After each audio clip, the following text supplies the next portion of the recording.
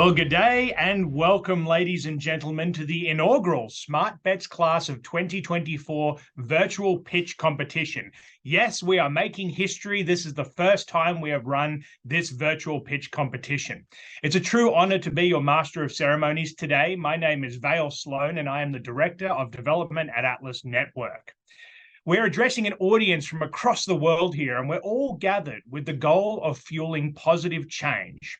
Now, for those of you who are new to the Smart Bets program, it's an initiative that identifies and invests in high-impact organizations across the world. We are devoted to advancing the principles of freedom and open societies by making smart bets on ambitious teams in our movement. The Smart Bets program is not a traditional grant opportunity. Rather, it's a strategic investment initiative designed to catalyze measurable impact.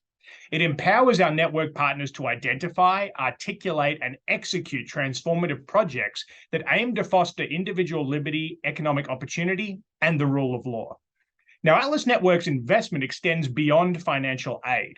It includes ongoing support by connecting each Smart Bets partner with opportunities tailored to them, including high-level summits, competitive in-person training opportunities, and special invitations to events, and of course, access to an invaluable network of change makers. In short, these Smart Bets groups that you'll be meeting today are the needle movers with projects designed to enact lasting and meaningful change. Less than 7% of our network partners were invited to submit applications. So each pitch that you'll hear today represents the pinnacle of innovation and impact in the worldwide freedom movement. Now, on to a few logistical matters. First, we will be playing the pitch videos from our contestant in two batches of 5 videos each. After each batch of pitch videos, we will host a brief Q&A session. As you're watching the videos, post your questions in the Q&A Zoom feature when they pop into your head, and please indicate for which organization or speaker the question is for. Due to the tight time schedule today, only a few questions will be entertained. So kindly share your questions via the Q&A feature at the bottom of your screens and give our contestants a good grilling on their projects. Second, please check your inbox now to see if you've been identified as a voter. If you are a voter, that email will contain your ballot. We recommend you keep it open and at the ready for when it's time to place your votes, as there will be a quick turnaround on our tallying. But keep in mind that the ballots submitted before we prompt you to vote will not be counted, so hold your horses. Importantly, do not share the voting link. That is a special one just for you. Once all pitch videos have been shown and the Q&A time has concluded, voting will be open. Please then complete your ballot and our team will work quickly and diligently to tabulate the votes so that we can share the exciting results with you today. Now, out of today's 10 Smart Bets, 3 will be selected by our voters tuning in today to compete live on the main stage in New York City at Atlas Network's Liberty Forum and Freedom Dinner on November 15 and 16. Each of the 3 finalists will be guaranteed a minimum additional grant of $25,000, and the winner will take home a $50,000 grand prize. There, in New York City, those 3 ultimate finalists will pitch to our audience of up to 800 freedom movement activists and investors and compete for our main prize. Now, for today's 10 Smart Bets, may the best projects win, and thank you for being a part of this transformative journey. Now, ladies and gentlemen, sit back and settle in as we roll the first 5 pitch videos. First up, the American Conservation Coalition. In 2019, the young Swedish climate activist Greta Thunberg was given the opportunity to address world leaders at the UN. She chastised the most powerful men and women in the world for failing young people on climate change. She ended on her infamous line, "How dare you?" Just recently, Greta released a book on how to tackle climate change. In her estimation, and I quote, "Leaving capitalist consumerism and market economics as the dominant stewards of the only known civilization in the universe will have been a terrible idea." Ladies and gentlemen, this is the face of modern environmentalism, the prevailing attitude among my generation. It is a rejection of the ideas of liberty, economic freedom, and human ingenuity. My name is Chris Barnard. I'm the president of the American Conservation Coalition and we are working to change that narrative. ACC is a national grassroots advocacy organization that mobilizes young people in favor of pro-market, pro-innovation environmental ideas. We were founded in 2017 and already have 20,000 young leaders in our network at over 100 chapters across the country. These leaders and chapters host debates on their college campus, write op-eds for national and regional outlets, are active on social media, and even represent our values at UN climate summits. ACC's growth since 2017 has been meteoric, but our plans for the future are even bigger. By 2026, our goal is to reach 100,000 members across the country. But this isn't just a number in a spreadsheet. These are real people on college campuses, in business, in journalism, who will work every day to change the narrative on the environment. Our goal is 100,000 members because we believe that this number is a tipping point where the voice of pro-market environmentalism can drown out the cacophony of big government environmentalism. With your support, we can achieve this critical mass. With these resources, we will reach more campuses, hire more field staff, go viral on social media more often, and ultimately invest in the young people that are the future not just of environmentalism, but of liberty as well. Let me leave you with this. We know that the environment is a top 3 issue for young people. We also know that by 2028, Gen Z and millennials will be a majority of potential voters in the US. If we don't convince them that there is a better way to tackle our real environmental issues, our values will become irrelevant to an entire generation. By supporting ACC, you can help change that. In fact, you can support the entire liberty movement by helping us introduce tens of thousands of young people to the ideas of freedom and free enterprise by way of the issue they care most about, the environment. Thank you, and we look forward to working with you.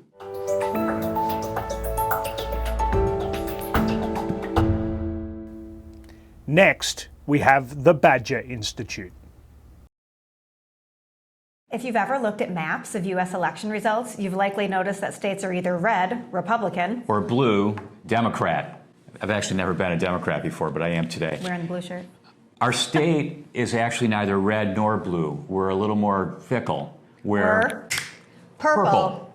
40% of our registered voters identify as independent, the vast middle. So how do we reach those difference makers to have an impact on policy? Well, we start with the facts. Last fall, the Badger Institute published our 300-page Mandate for Madison, a blueprint on state policy reforms. And even under divided government, that research truly played a key role in historic wins during a most recent legislative budget session. Victories included substantially more money for choice and charter schools, swifter justice for victims and better pay for prosecutors and defense attorneys, and forcing Milwaukee to put cops back in crime-ridden schools. And really, those are just a few victories. We know research, though, is never enough. That's why we publish investigative journalism, storytelling videos, op-eds. That's why we testify in front of legislative committees. But that still doesn't guarantee results. We need to do more in order to have true impact. So our primary goal over the next 2 years is to build a new, engaged audience of common sense, cheese curd loving Wisconsinites. Including all of those independents who, of course, like cheese curds too.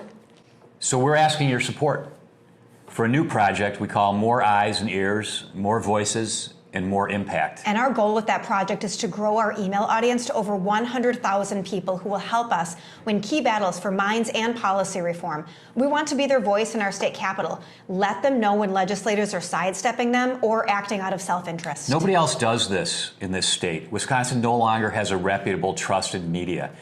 We know that fair, accurate, objective information can be of enormous consequence, and we know people want that.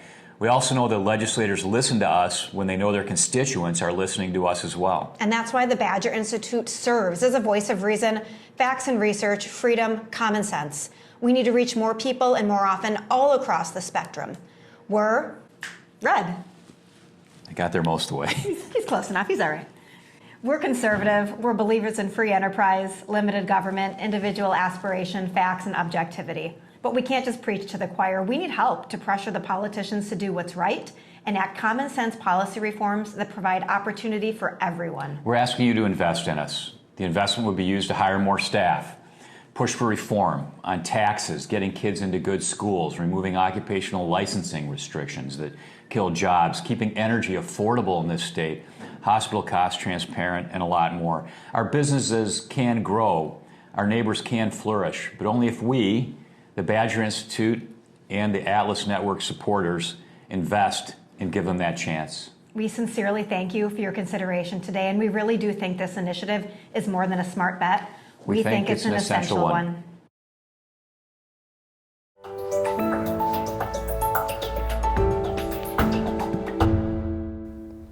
And now, the Center for Indonesian Policy Studies. This is nasi goreng, and there's nothing more iconically Indonesian than this dish. But did you know that its origins, mixing Chinese fried rice with Indian and local spices, can be traced back to the maritime Silk Road? In fact, many things in Indonesian culture blossomed in this era of open borders and the free exchange of goods and ideas. But by the 16th century, this era ended because of colonization. 78 years after gaining independence, outdated mentalities from the colonial era still prevail, with an apprehension towards open trade and free markets. As shown in the latest Economic Freedom of the World report by the Fraser Institute, Indonesia still scores poorly on regulation, especially on market openness and the distortion of the business environment. That is why the Center for Indonesian Policy Studies is establishing the CHIPS Learning Hub. The Learning Hub is an online platform that will host our educational material on YouTube, where young Indonesians mostly search for content. Our videos and podcasts will show how open markets and a free society can lead to prosperity, told through the lens of students on topics they care about. Our Learning Hub will be powered by a network of lecturers and academics committed to sharing liberal ideas to Indonesian university students. Once a member of the network, lecturers will have full access to co-create and integrate CHIPS Learning Hub materials for their courses, encouraging more students to view our content, download our publications, and attend our events. We see a critical mass of 200 lecturers across Indonesia in the next 2 years.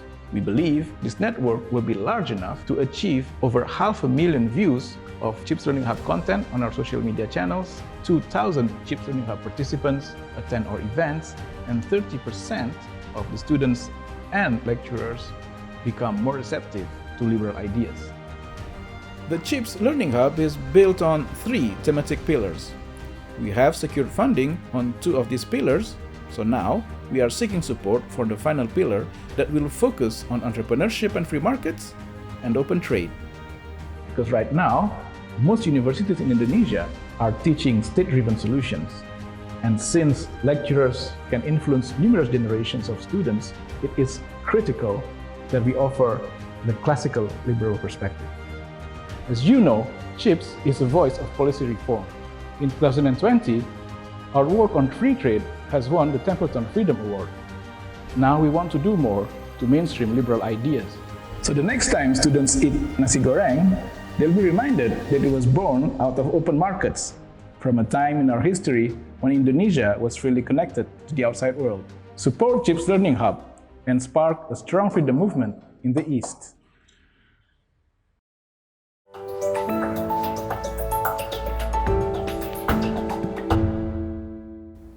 Please welcome Free the People Foundation.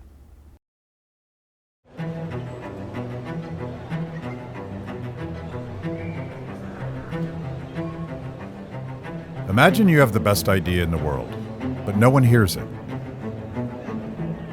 We can tell powerful stories, portray beautiful imagery, and promote positive values. But without a broader audience, how much impact can we really have? The Liberty Movement has an audience problem. We have the best ideas, but our audience can be so much bigger. We have to reach more people. In today's oversaturated social media landscape, it's not enough to have the best solutions and the top talent. You have to have great marketing too. If Coca-Cola can spend billions of dollars every year getting people to drink more Diet Coke, shouldn't we be spending more to grow our market Free the People is known for producing emotionally compelling and award-winning documentaries. Now, we're expanding into comedy, because humor might just save us from ourselves. We live in a divisive time, but it's tough to hate someone once you're laughing with them. To spread ideas, it's hard to beat a good joke. Our two latest projects, Adults Are Talking and Comedy is Murder, feature the best comics in our community. We need to make a laughing stock out of wannabe authoritarians on the left and the right. And we have to mock today's woke social taboos. We have to entertain before we can educate. Our comedy challenges viewers to consider the power of cooperation and free choice over coercion and violence. We need your help to make sure this message is seen by as many people as possible. We need to invest additional resources in a strategic marketing campaign that reaches the right people at the lowest cost. An additional Smart Bets grant will allow us to do this. We will grow our audience across the social media platforms where young people learn and form their opinions, and put our work in front of millions of fresh eyes. Building our audience is a smart bet, because a broader marketplace for the ideas of liberty will ultimately grow the entire Atlas network community. Without your investment, your time and resources, too many of these seats will remain empty. Working together, we can continue to shape the culture and create a better, freer world. You got this, babe.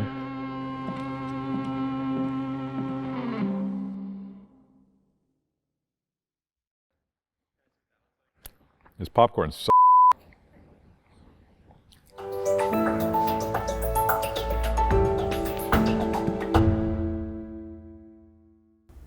And now, Ideas Beyond Borders. Hello, my name is Faisal Saeed Al-Mutar. I'm the founder and president of Ideas Beyond Borders, and I'm so grateful for Atlas Network for their support and for selecting us to be part of the Smart Bets program. I left Iraq in late 2009 after ending up on a death list and losing members of my family and friends. I came back to Iraq after 13 years of living in self-imposed exile, seeing that the country is moving towards the most positive direction in a privatization and people understanding the meaning of individual rights. Ideas Beyond Borders created a movement for people who fight for classical liberalism in the region. We have received more than 350 million views to our books, videos, articles, and podcasts. Through our Innovation Hub program, we seek to empower and activate many of those who believe in these values. You might wonder why Kurdistan is open for business is this year's smartest bets. 43% of youth in the region intend to start a business within the next 5 years, compared to 18% in 2019. Empowering these people will lead to a bottom-up approach in which these people from the region can develop their own communities and societies with dignity. Our solution is pretty straightforward. Give power to the people, not the government, cutting it through the red tape, the bureaucracy, and many of the obstacles that people face to create a positive change in their communities by funding organizations and individuals who actually get stuff done. With your support, we can turn the Kurdistan region of Iraq into a private enterprise powerhouse. That's what excites me. By working with the Kurdistan regional government, we will create a one-stop shop for registration for businesses, cutting the times from 3 months to 24 hours. You might be wondering, how are we actually gonna make this happen? Well, first, we're gonna create the website. And second, we're gonna create a social media campaign reaching out millions of people to let them know that this opportunity exists. Number 3, with your help, we will support 30 businesses to showcase that this project is real and actually working. And number 4, we're gonna launch an advocacy campaign working with the Kurdistan regional government to pass laws that are favorable to businesses and free enterprise. Here is my ask. Help us empower people in Kurdistan to be in charge of their lives and their own destiny. Kurdistan can be the spark for sweeping change all across the region. When Kurdistan succeeds, the rest of Iraq and the Middle East will follow. Together, we'll create an unstoppable momentum, and Kurdistan will become the leader of the new free enterprise movement in the Middle East.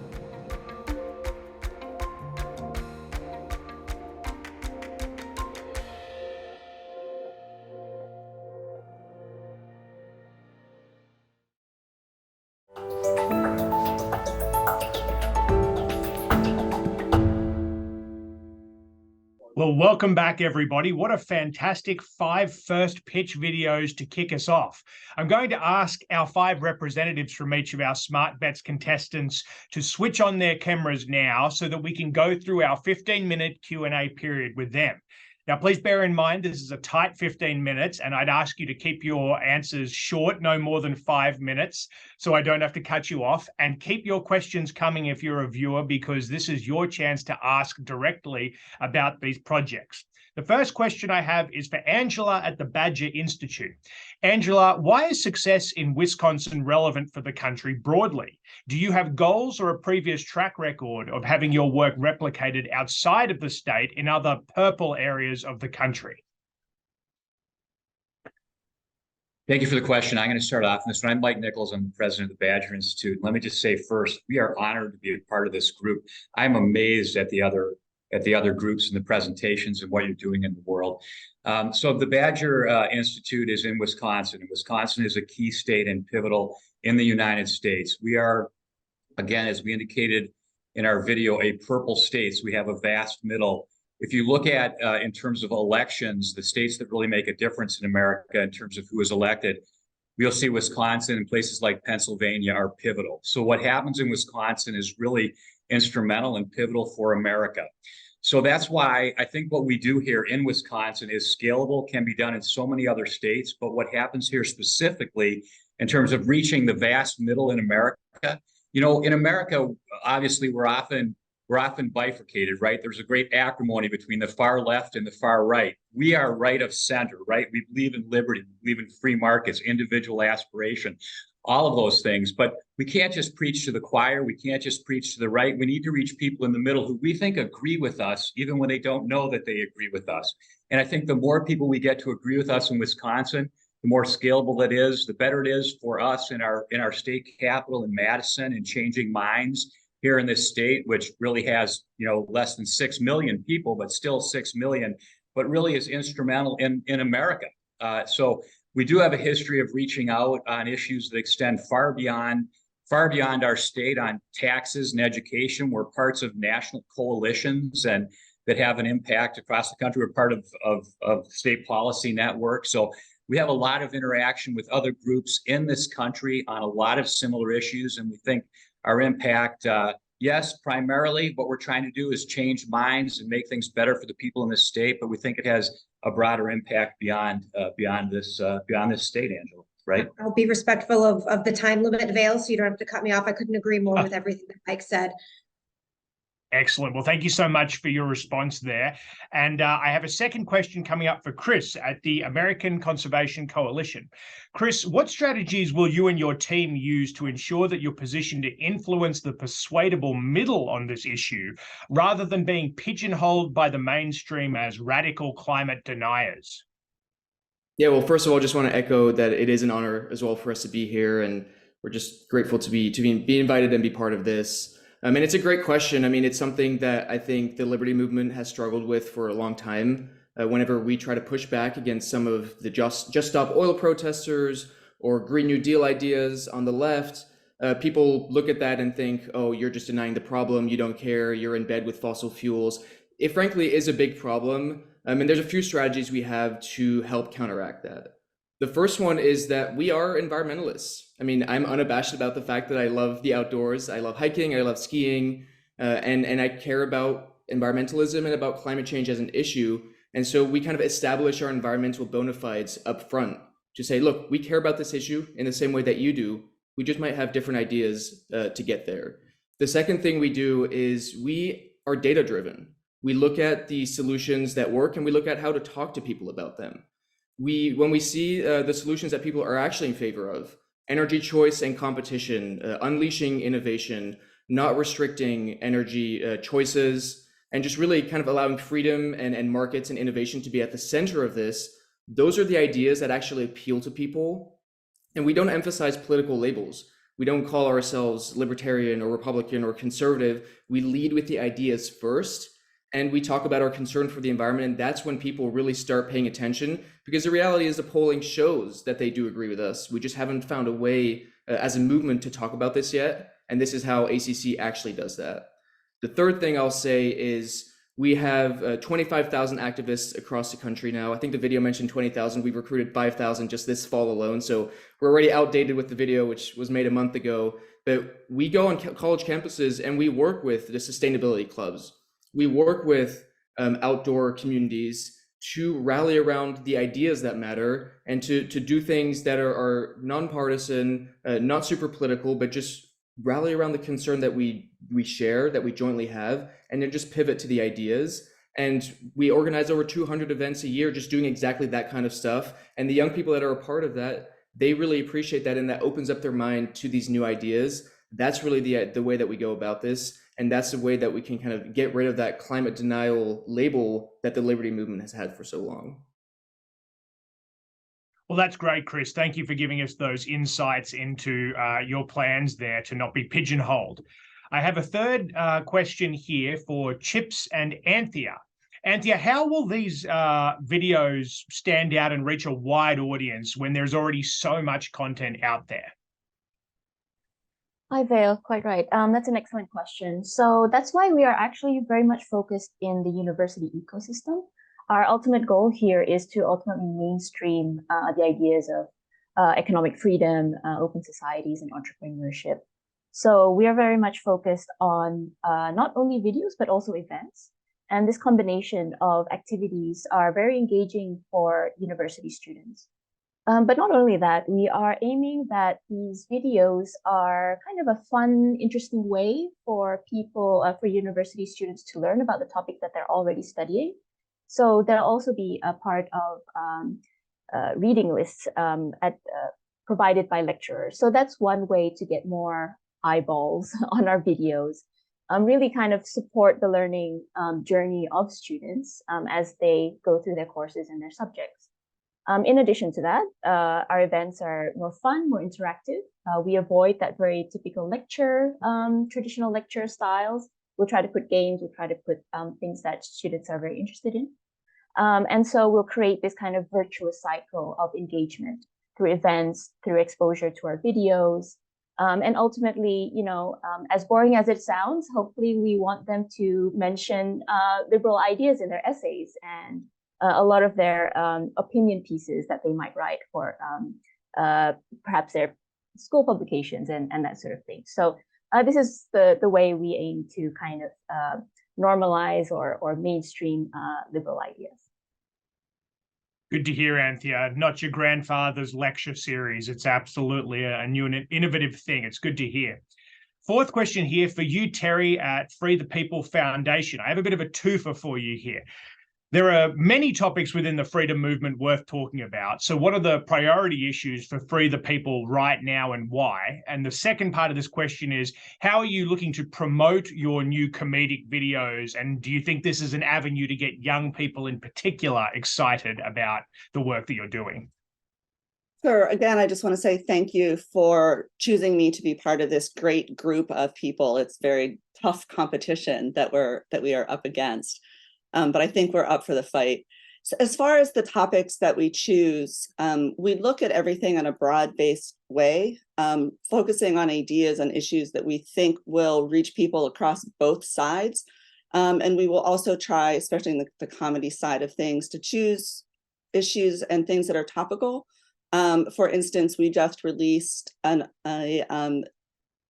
parody of the latest Apple ad, where they were talking with Mother Nature. And we cut into that ad using Lou Perez and bringing up the fact that they are known for having used child labor and pointing out that, you know, child labor does in fact leave a smaller carbon footprint because their feet are smaller. So we try to tie into current events. Chris Bernard will also appreciate the fact that we did one recently mocking the people that are throwing soup on the painting. So we try to find ideas that we think are topical and can point out some of the ridiculousness of the other side.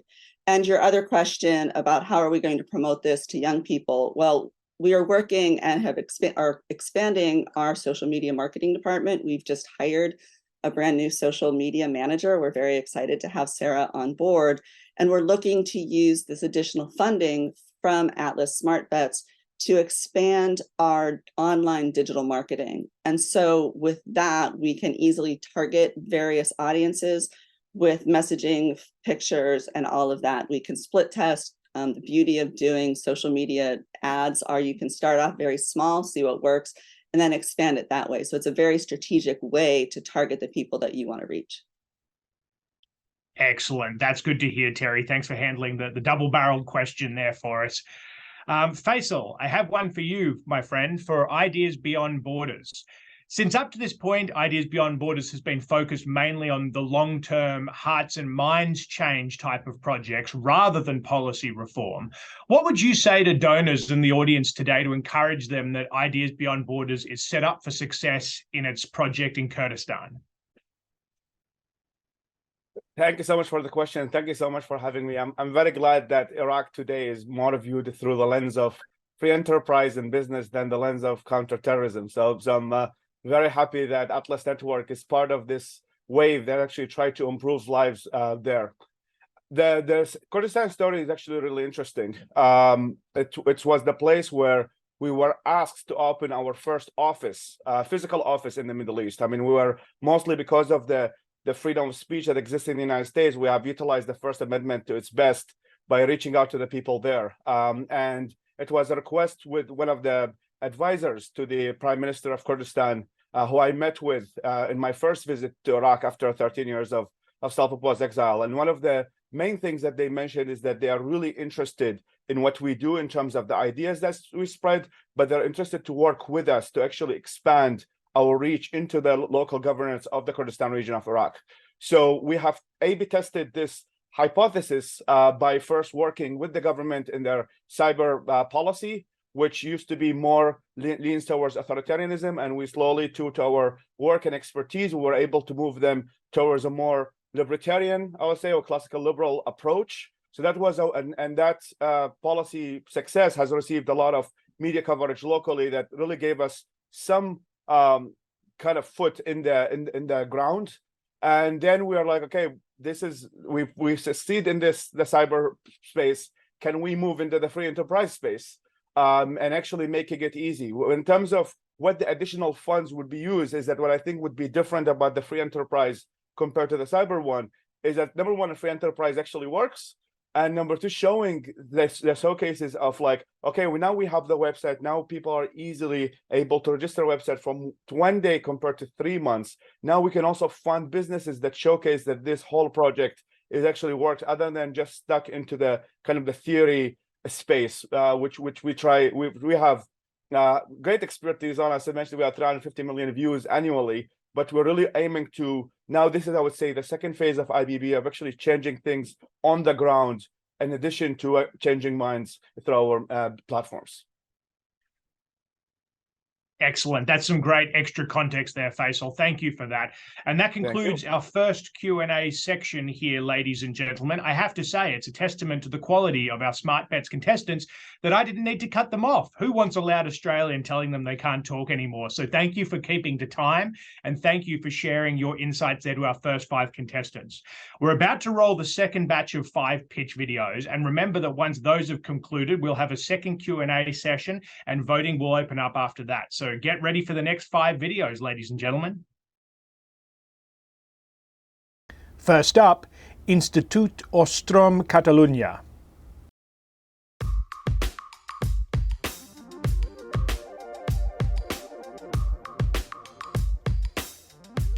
You may know Barcelona, Catalonia for its stunning architecture, 30 Michelin-starred restaurants, and famous soccer club. But the region also has a long-lasting industrial tradition that dates back to the 18th century. A strong creative tradition allowed us to rapidly take advantage of the steam engine and the spinning jenny, coming from England and the Netherlands to the Rhine and the north of Italy, developing an industrial hub on the shores of the Mediterranean. However, today, in a once thriving region, many companies are choosing to set up their operations in other countries or regions due to excessive red tape and interventionist policies. Permitting hurdles and regulatory barriers are also hindering innovative technologies, such as the deployment of renewable energy power plants, the growth of hydrogen hubs, or the expansion of advanced therapeutics manufacturing. To overcome these challenges, We need to embrace a pro-competitive policy reform that will propel business growth, job creation, and innovation. At the Ostrom Institute, the leading free market policy think tank in Catalonia, we will execute an end-to-end advocacy campaign that will lead to profound regulatory reform. We have already done the research.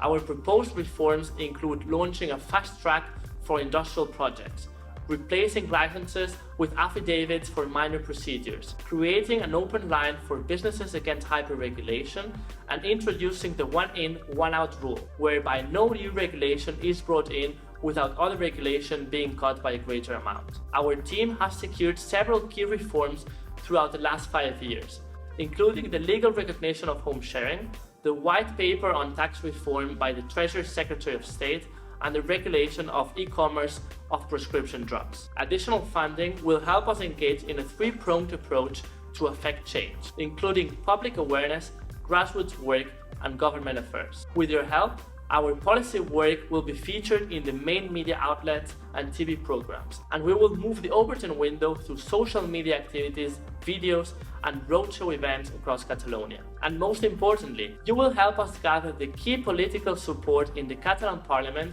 and work with the Ministry of Economy and Finance for regulatory change, leveraging our local network of key opinion leaders. Our ultimate goal is to position Catalonia as a top destination for businesses and investors, and to establish a culture of innovation that will propel us towards long-term success. In a nutshell, by breaking down governmental barriers and implementing a free market policy reform, we can unleash the region's economic potential. Less red tape for a better future. Thank you for listening.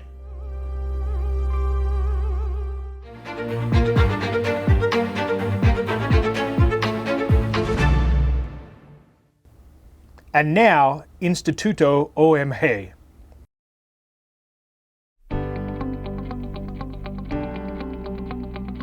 Over the last 25 years, the Dominican Republic has grown systematically at an annual average of more than 5%. As a result of the COVID-19 pandemic, there was a radical change in economic activity where multiple new businesses and ventures were generated, with a great boost from the industrial sector and a rebound in recent years in construction, local manufacturing, and commerce.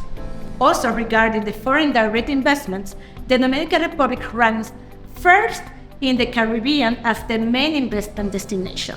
However, the bureaucratic obstacles that businesses face both in the opening process of a business and in their monthly operations continue to be a limitation for all businesses around the Dominican Republic. The small companies in the Dominican Republic spend an average of 745 hours a year dealing with bureaucracy, ranking third place of the greatest number of hours in the region. Why is this important? Fewer hours in bureaucracy means lower operational costs and greater opportunities for innovation and the generation of new products and businesses, which translate into better economic results, not only for the company's owners and the companies itself, but also for the employees. 80% of the employees in the Dominican Republic comes from precisely small and micro businesses. What do we propose? Well, we have detected that a large part of bureaucracy results as a consequence of fundamental legal structures and regulations that need to be modified. In a timely manner, the company's law that is dated 2009 and also our civil code that is dated from year 1884. Therefore, we propose updating both regulations in order to be able to adjust complementary regulations to achieve better incorporation processes and also better corporate operations. The impact of our competitiveness climate project will be profound and multifaceted.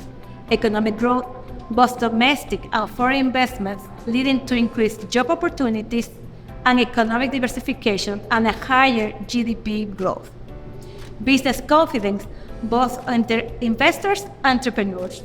Social progress by creating job opportunities, supporting social initiatives, and uplifting livelihood. And also regional competitiveness, an attractive destination for regional and global investors. Why now? the government of the Dominican Republic has embarked on a national competitiveness strategy with the objective of identifying actions, measures, and reforms needed to raise the levels of competitiveness and productivity of the Dominican Republic. With presidential elections next year, the current government will be more than willing to accelerate its development plans and accept good legislative proposals that contribute to better position the Dominican Republic in terms of competitiveness. Both team of lawyers and other specialists to draft, submit, and negotiate those amendments. Also through strategic collaboration with governmental authorities, meticulous planning, and strong stakeholders support. Join us to be part of the change.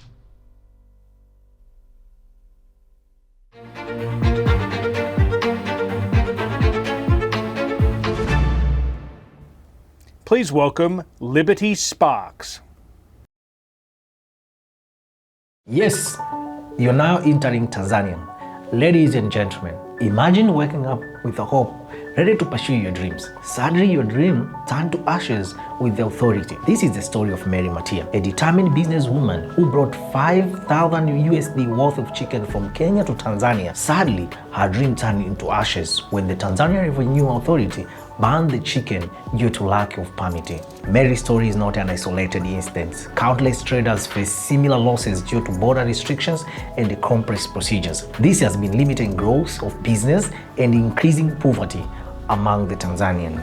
My name is Evans Exau from Liberty Sparks, a think tank based in Tanzania, and I'm presenting our project Ujirani Mwema campaign, in English, Good Neighborness, which started in August 2021, aimed at reforming cross-border trade in Tanzania and create a brighter future for Tanzania and beyond. Tanzania, located in the eastern of Africa, is a country full of diverse landscapes, rich history, and vibrant culture. From the majestic Mount Kilimanjaro, the highest mountain in Africa, to the iconic plains of the Serengeti, the home of the greatest word-based migration, Tanzania's natural beauty is an amazing.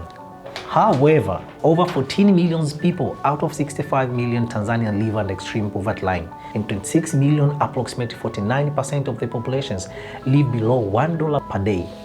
Tanzania's strategic location places it at the crossroad of religion trades and economic activity.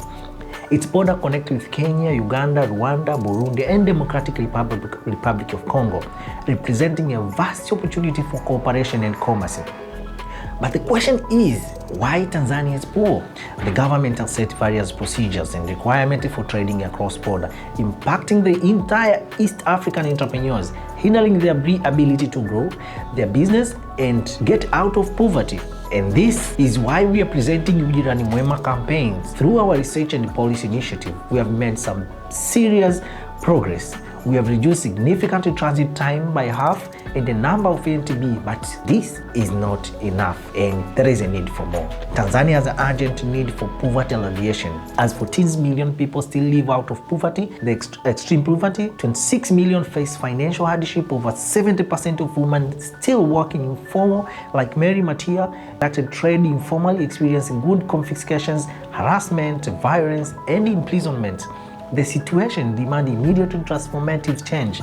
As an investor, you have the privilege for joining us on this critical journey to revolutionize Tanzania's economy landscape. I'm asking you to save this moment investing in the brighter future of Tanzania. Liberty Sparks is the right partner to drive this urgent initiative. We have proven track record of success and unwavering commitment to create lasting changes. Together, we can turn the smile of the poor again. Thank you.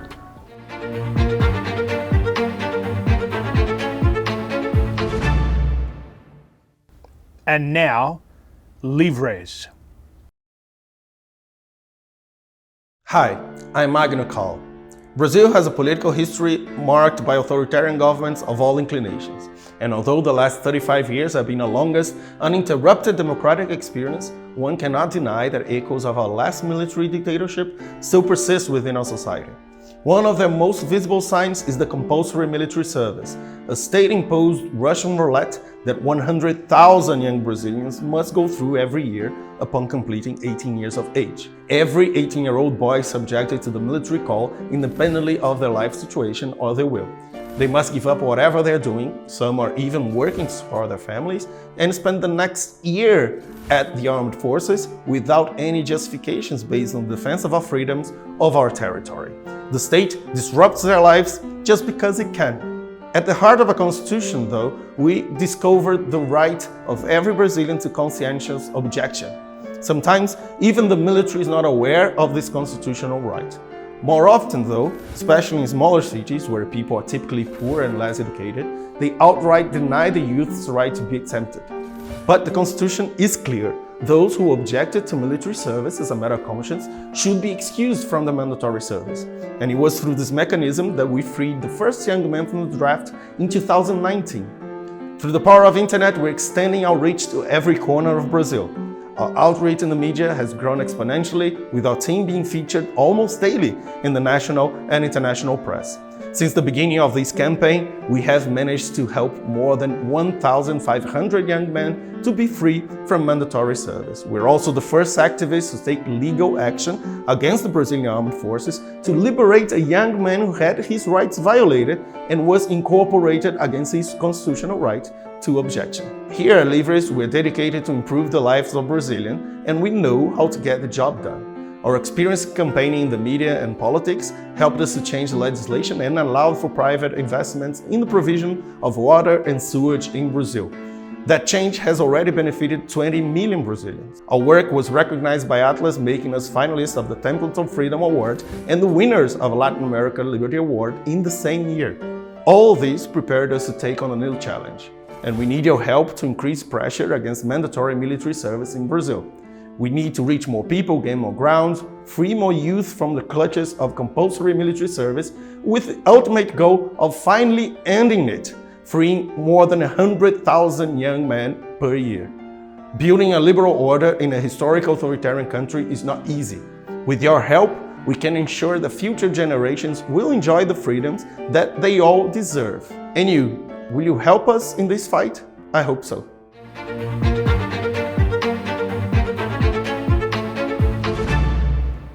And finally, please welcome Prometheus das Freiheitsinstitut.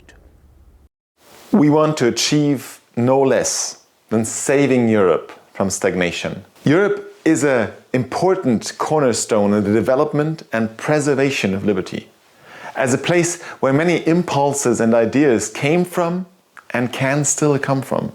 Over 600 million people live in European countries, in places of the rule of law, free markets, democracies, and open societies. If stagnation hits here, freedom worldwide is under enormous pressure. And we're not talking just economic stagnation, but a sort of mental stagnation, a stagnation of ideas. Germany, with its over 80 million people and powerful economy, is a key player in Europe. And we sometimes have the impression that we are not just losing the battle of ideas, but actually we stopped fighting altogether. You are successful entrepreneurs. You know you need to be passionate about something, but you also know it's not enough. You also need to be tough, smart, focused, and professional. We want to inject entrepreneurial spirit and professionalism into the German freedom movement. Hackathon Berlin adapts the proven concept of startup accelerators, and our role model is Y Combinator, which spawned entrepreneurial success stories like Stripe or Airbnb. The word hackathon actually is ancient Greek and means 100, and it stands for the 100 days we invest everything in our fellows to make their project successful. What does this mean? In 2024 alone, we will support 4 freedom projects with 15,000 euros. They will receive 100 days of training, of mentoring, of support by us and by our professional mentor board here in our co-working space. We believe that a freedom movement needs innovative, professional, versatile players. And we want to be the mothership of dozens of such projects. But Hackathon is more than just our idealism. It offers an enormous freedom bang for the buck. Today, we ask you for your support to scale our project immediately. For each $20,000, we can support another group of dedicated freedom leaders in their dream to change the world. Which also means hooking some of the most talented young individuals to become part of the global freedom movement. And who knows, maybe one of the projects you supported will disrupt European policies, like Airbnb disrupted traveling for their 150 million users.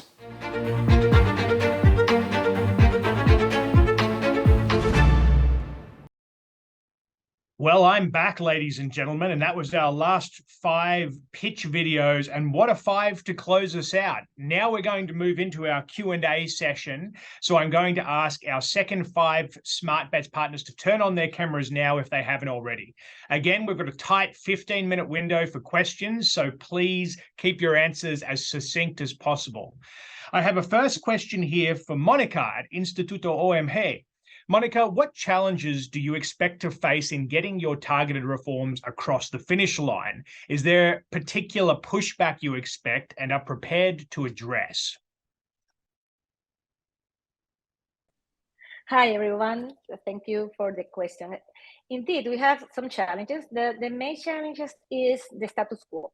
We have to make the people, most of them lawyers, to understand why this is important, why the civil code is a good piece, it's a really, but we need to make significant amendments in order to be able to go ahead and develop the country as we think is necessary right now. So the challenge will be to get all the different civil society, most of them lawyers, to join us. And we already started having meetings with different groups of lawyers, associations, and associations of enterprises, of companies here in the Dominican Republic, to socialize what we are proposing in general terms, obviously, but also we are gathering a group of experts to help us interact with different various of different of those associations and group of people that will be asking why the importance, why are we changing some of the principles of the civil code from France, for instance, is that the one that we have. So that's the challenge, and we are abording it directly, hanging on and getting meetings with those people. We structure a very specific matrix with what is the current status and what we propose and why, with legal basis and reference of international reference of the importance of those amendments in order to promote development in the country. So I think that will be a good way to. That's very helpful, Monica. Thank you for that extra context. I have a second question here for Martí at Instituto Ostrom Catalunya. Martí, can you talk about your organization's track record of influence thus far and why you're positioned to achieve your policy reform goals? Yeah, sure. So thanks a lot for the question, and it's also a pleasure and honor to be here with you today and such a great cohort of think tanks and panelists. So thanks a lot for the invitation and to the Atlas Network. So as you know, the political climate has not been the most ideal in the last decade in Catalonia. So just for you to get an idea, the annual average number of rules and regulations approved in the Catalan parliament per year is of 772. So that's more than double than of other regions like Cantabria, for instance, where it's around 300. However, we have indeed worked quite strategically in different efforts and different policy campaigns, mainly focusing on good ideas and good communication first, right? So we are very active on press, TV, social media, innovative campaigns, and we've also worked quite strategically on coalitions with both key opinion leaders, but also political parties across the political spectrum, so with a non-partisan approach. And some key reforms that we have secured throughout the last years include the legal recognition of home sharing in platforms such as Airbnb and HomeAway in Barcelona, the white paper on tax reform by the Treasury of State, with specific improvements for investors, capital taxation, and also income taxation, for instance, for digital nomads, for example. And then the regulation of e-commerce of prescription drugs, which was quite an interesting innovation that we campaigned for during the COVID pandemic. So that was actually quite a good success. So now we are aiming to bring our efforts to the next level, and we're trying to secure comprehensive reform in the Catalan Parliament, as we were mentioning, to streamlining building permits, permits for change of land use, municipal urban planning, which are always all those regulations that are really hindering projects that are very intensive on land use. So we're definitely ready to keep fighting the battle for ideas and free markets and competition. And we have a good track record that backs that effort.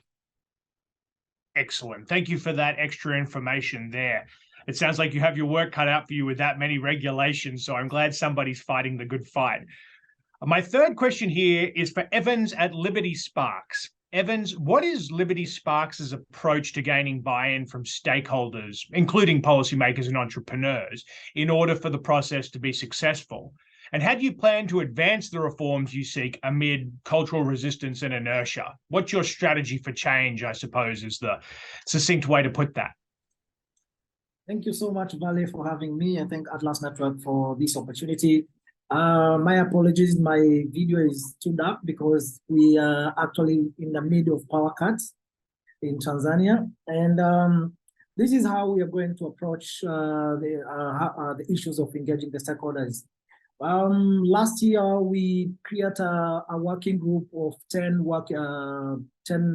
PSOs in Tanzania, including the ministry. And the plan now, currently, as I'm talking to you now, we have increased the number of stakeholders to 15 members, including the TNBC, Tanzania National Business Council, which it's an institution between the government and private sector, and it's chaired by the president herself.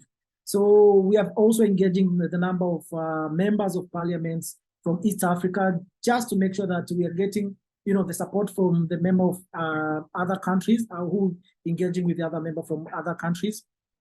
And with the team that we have, with the working group that we have, we will definitely make sure that we will be having another big chance of engaging more policymakers.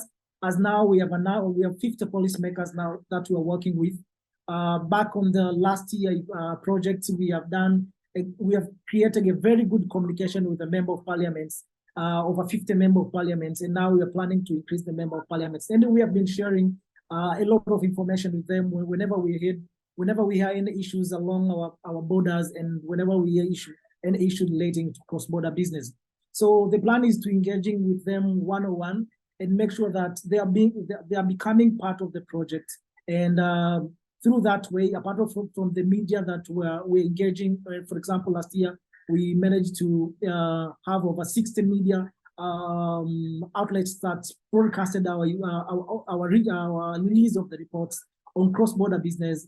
And another thing is now we have the president. I mean, we now have the government inside, because we engaging the ministry, and we had the deputy minister of industry and trade on the release of the reports. And he's a very good friend of Liberty Sparks. Currently, as I'm talking to you, it's a person we can reach at any time. And we think through the people that I mentioned, it's easy for us to get very good results. And our team have continued increasing the number of working groups based on on each sectors that we are planning to engage, from agriculture to manufacture and to service-based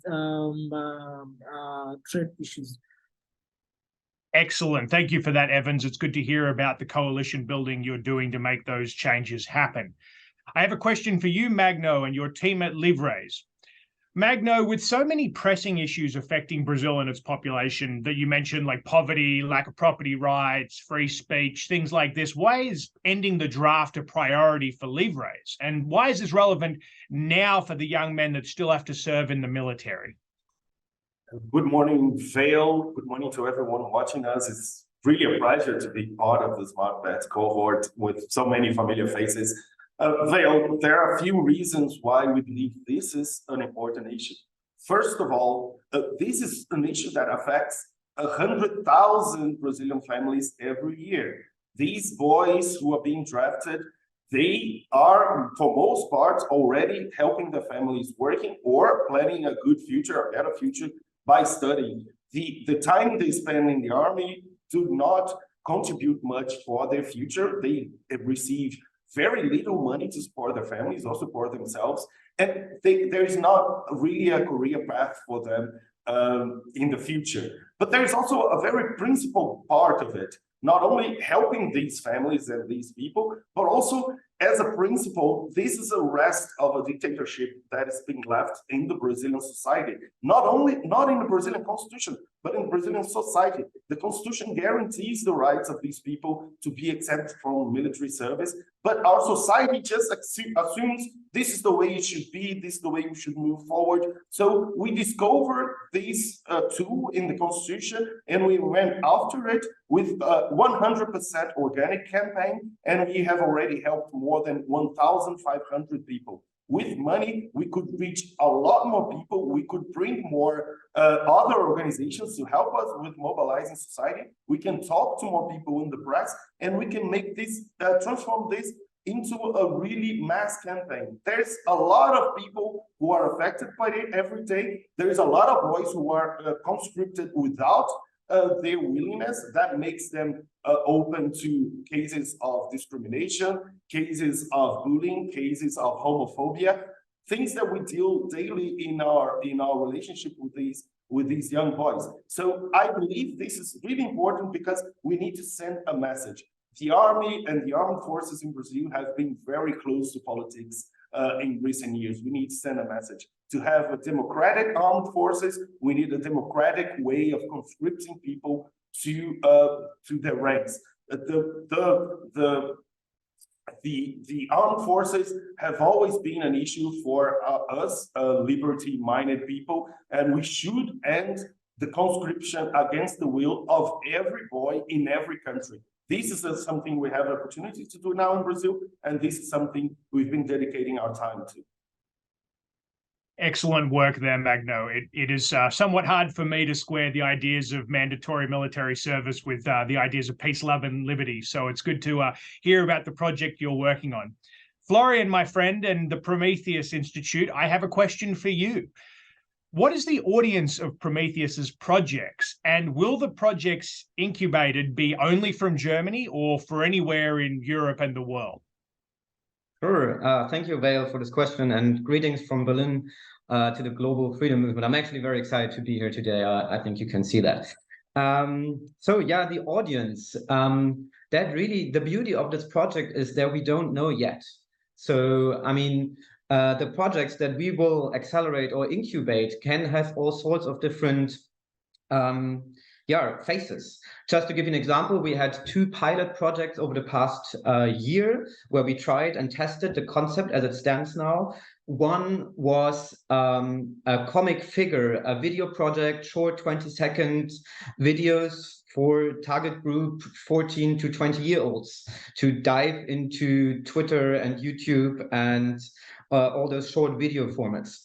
The other project, the pilot project we worked with so far was called Community Hero, which is an app that supports local citizens and politicians to get together again to actually discuss policies. So what target audiences our projects or the project we will support have, we don't know yet because we don't have the applications in yet. When it comes to the people we support, our target group at Prometheus is young idealists between 18 and 35 that actually want to change something, that are fed up with how things work, that don't trust the process as it goes currently anymore, and that want to become change entrepreneurs, that want to use entrepreneurial tools to change something. And regarding your second question, global application or application beyond Europe. So for now, of course, we will support only projects in Germany as it will start. But if you ask me about my dreams, we would love to create something that becomes a role model for social change around the world. So when we started this project almost 2 years ago, when we first envisioned it, we found out that there are wonderful initiatives, very impactful initiatives and organizations in Germany, but they're all from the left. So we said we need to innovate and to radically innovate. It's not enough to write papers.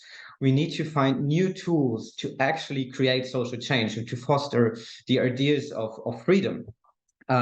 So with this project, we also want to learn. We want to create, we want to learn from the fellows, from our mentor board, from the process. We're putting together a handbook of change entrepreneurship where we put down everything we learned in the process.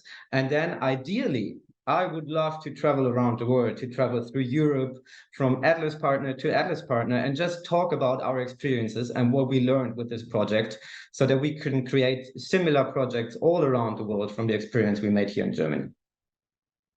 Well, like any good entrepreneurial project, my friend, you want it to be scalable. So it's good to hear about your plans for both the present and the future. And I have a question here for two of our contestants. Specifically, I'm looking at Livres and the Ostrom Institute. How will you calculate the direct impact on people's lives and businesses if you succeed with your projects? Marti, do you want to kick us off with your answer? Yeah, sure. Thanks a lot for the question. So, of course, our policy reforms span across different industrial sectors, but just maybe as an example of a key area that could heavily benefit from our policy reforms, that's renewable energy production. So Catalonia is lagging behind countries of a similar size to Catalonia, such as, for example, Denmark or Belgium, where despite having fewer hours of sun, they actually have a solar production capacity of 6,000 or even 8,000 megawatts, while we only have less than 500. So this is due again to urban permitting, administrative, local, and municipal regulatory barriers. So this has a direct impact on job creation, investment on this sector, but also more broadly, the energy transition that other panelists were also alluding to. So definitely a lot to be improved, not only in terms of economy and jobs, but also energy transition and climate change. Excellent. Thank you, Marti. And Magno, would you like to weigh in?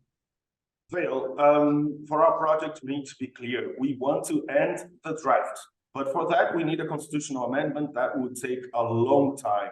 Until we get there, we work to free young men. We have already freed 1,500, and we will need to continue because there's 100,000 every year. So we're gonna measure our success by the amount of other organizations we've managed to bring to the case.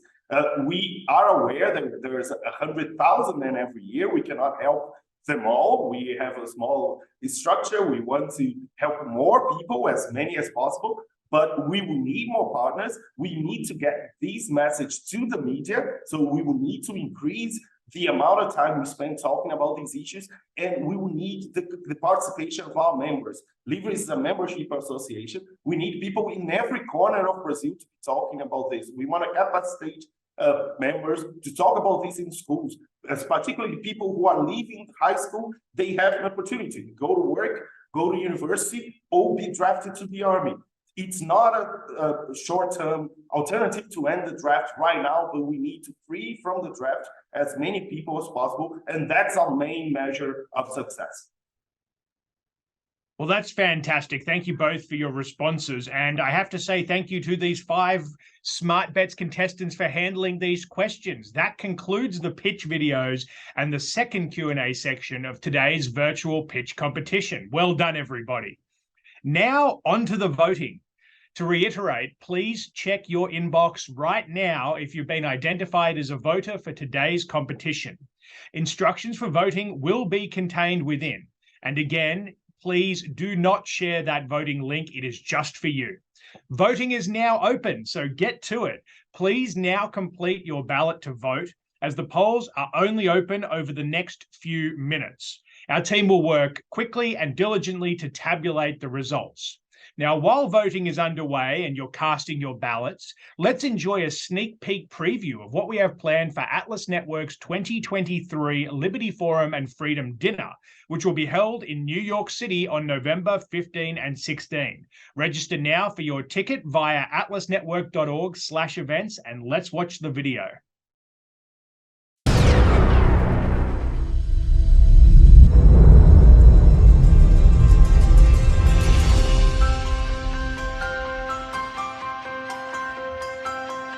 Atlas Network's Liberty Forum is an annual event we've been holding for 2 decades now that brings together organizations across the worldwide freedom movement that want to learn from one another and find inspiration in one another's work. It's always fun to welcome our friends from around the world to New York, my favorite city in the world.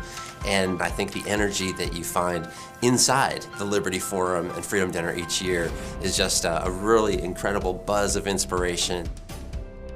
The Liberty Forum is the place where you can meet the right people that can help, support, empower you to advance freedom. It is great to see a lot of people from many other countries doing the same thing, working for the same cause, and defending the same values. We're all feeling a sense of urgency at the history unfolding around us, knowing that we need to work together to raise our ambitions, become more effective, learn what's working, and get serious about implementing change in the direction of human freedom. If somebody push your back against the wall, the only way you have actually to push back, because if you will give up, there will be no tomorrow for you. And of course, all of us have to remember that freedom is not free. Please join me in raising your glasses to these extraordinary men and to renewing our commitment to the lifelong fight for liberty. We're celebrating human spirit, trying to push forward what is most precious in human life, that is freedom. Just by being here and feeling the love and caring of a lot of people gave me strength, and this is what I take up. The Liberty Forum and Freedom Dinner is really the culmination of our annual programming, which we describe through this business strategy of coach, compete, celebrate. This is where we celebrate. We talk about what is really exciting coming out of the network, so we all leave a little bit more ambitious, a little bit more inspired to carry on the work in our own communities back home. When you come and you hear all these ideas, it just gives you inspiration and hope. If you care about the prospects of a freer future, if you care about the way that the foundations of free societies are being tested in different countries, there's no event like Liberty Forum and Freedom Dinner. It's a unique opportunity to meet inspiring people from all walks of life, all around the world, all who care about building a better future for humanity. We have a challenge, either to waste our legacy or to magnify it.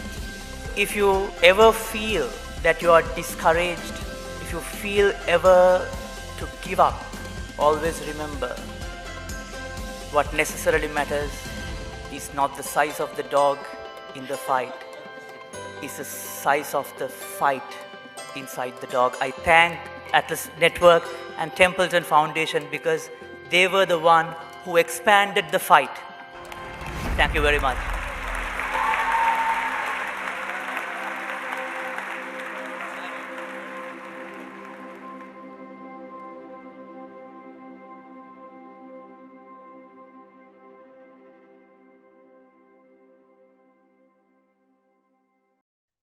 Well, I know the link is in the chat to purchase your ticket and find more information, so please do not hesitate to do so if you haven't already. I'd ask you to please make your final decisions and cast your vote within the next minute if you haven't already, so that our team can tally them up and share the exciting results of who our 3 finalists for the main stage in New York City will be.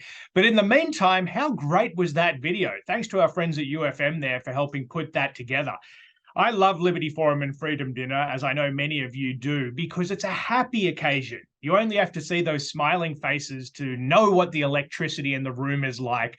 It's part of our strategic Coach, Compete, Celebrate model to celebrate the achievements, the work that's being done by people from around the world and advance the cause of liberty. Now, I'm very excited to be able to share with you the 3 winners from today's virtual competition. And again, thank you all for being a part of this amazing opportunity. But the 3 winners will be, drum roll please, number 1, American Conservation Coalition, number 2, Liberty Sparks, and number 3, Ideas Beyond Borders. Congratulations to our winners. Well done. Tough competition out there. Some smiling faces I see on the screen. And well done. I want to say a big congratulations to all of our smart bets here. What many of our viewers don't see is the tireless work that goes into creating these pitches, working with the Atlas Network team, and having ambitious plans to change whether it's the state, the nation, or the world. And we just love backing all of you in the work you're doing. But I will say a very special congratulations to our three winners, the American Conservation Coalition, Liberty Sparks, and Ideas Beyond Borders. Now, these three groups will be presented this year on the main stage during our Liberty Forum and Freedom Dinner program to our full house of freedom movement activists and investors. I am also happy to report that all 10 organizations from our 2024 Smart Bets cohort that you've seen here today will be joining us in New York for our Liberty Forum. So be sure to keep an eye out for them and go up and say hi if you like what they're doing. Register for Liberty Forum and Freedom Dinner today so that you don't miss out. Tickets are already selling out very, very fast. I just want to say a final thank you to all of our contestants and thank you all for joining us today for the inaugural Smart Bets class of 2024 virtual pitch competition. I'm Vale Sloan. Thanks for signing in, and I will see you in New York City.